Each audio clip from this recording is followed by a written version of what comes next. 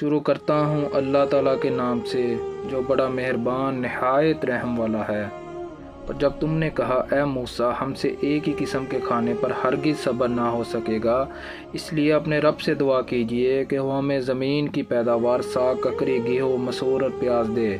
آپ نے فرمایا بہتر چیز کے بدلے ادنا چیز کیوں طلب کرتے ہو؟ اچھا شہر میں جاؤ، وہاں تمہاری چاہت کی یہ سب چیزیں ملیں گی۔ ان پر ذلت اور مسکینی ڈال دی گئی اور اللہ کا غضب لے کر وہ لوٹے، یہ اس لیے کہ وہ اللہ تعالیٰ کی آیتوں کے ساتھ کفر کرتے تھے اور نبیوں کو ناحق قتل کرتے تھے۔ یہ ان کی نافرمانی اور زیادتیوں کا نتیجہ ہے۔ حق تو یہ ہے کہ جو لوگ بھی خواہ وہ مسلمان ہوں یا یہودی یا نصرانی یا صابی، اللہ اور آخرت کے دن پر ایمان لے آئیں گے اور نیک عمل کریں گے، وہ اپنے پروردگار کے پاس اپنے اجر کے مستحق ہوں گے، اور ان کو نہ کوئی خوف ہوگا اور نہ وہ کسی غم میں مبتلا ہوں گے۔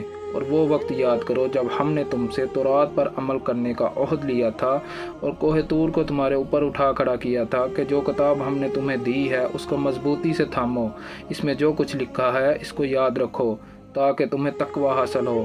اس سب کے باوجود تم دوبارہ راہ راست سے پھر گئے، چنانچہ اگر اللہ کا فضل اور رحمت تم پر نہ ہوتی تو تم ضرور سخت نقصان اٹھانے والوں میں شامل ہو جاتے۔ اور اے یہود تم یقیناً ان لوگوں سے خوب واقف ہو جنہوں نے تم سے ہفتے کے دن کے احکام کے بارے میں سرکشی کی تھی، تو ہم نے ان سے فرمایا کہ تم دتکارے ہوئے بندر بن جاؤ۔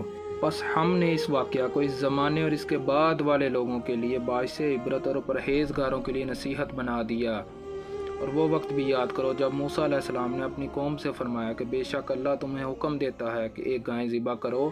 وہ بولے کیا آپ ہمیں مسخرہ بناتے ہیں؟ موسیٰ علیہ السلام نے فرمایا اللہ کی پناہ مانگتا ہوں اس سے کہ میں جاہلوں میں سے ہو جاؤں۔ تب انہوں نے کہا آپ ہمارے لیے اپنے رب سے دعا کریں کہ وہ ہم پر واضح کر دے کہ وہ گائے کیسی ہو۔ موسیٰ علیہ السلام نے کہا بے شک وہ فرماتا ہے کہ وہ گائے نہ تو بوڑھی ہو اور نہ بالکل کم عمر بلکہ درمیانی عمر کی، بس اب تعمیل کرو جس کا تمہیں حکم دیا گیا ہے۔ وہ پھر بولے اپنے رب سے ہمارے حق میں دعا کریں، وہ ہمارے لیے واضح کر دے کہ اس کا رنگ کیسا ہو۔ موسیٰ علیہ السلام نے کہا وہ فرماتا ہے کہ وہ گائے زرد رنگ کی ہو، اس کی رنگت خوب گہری ہو کہ دیکھنے والوں کو بہت بلی لگے۔ انہوں نے پھر کہا آپ ہماری خاطر اپنے رب سے درخواست کیجئے کہ وہ ہمیں صاف صاف بتائے کہ وہ گائے کیسی ہو۔ اس گائے نے تو ہمیں شبہ میں ڈال دیا ہے اور اللہ نے چاہا تو ہم ضرور اس کا پتہ لگا لیں گے۔